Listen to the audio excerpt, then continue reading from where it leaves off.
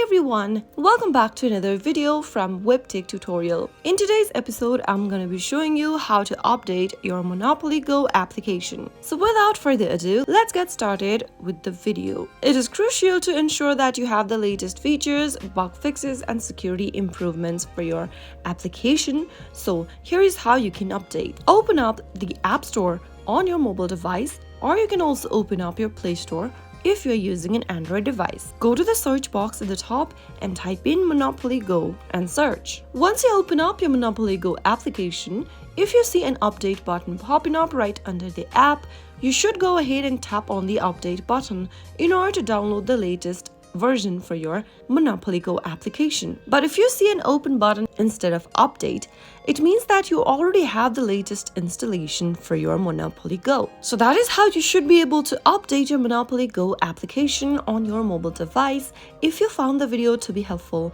go ahead and give us a thumbs up. Don't forget to subscribe to the channel by hitting the subscribe button. Also press on the bell icon so that you'll never miss another upcoming upload from us. I will be back again with another tutorial episode. Goodbye till then.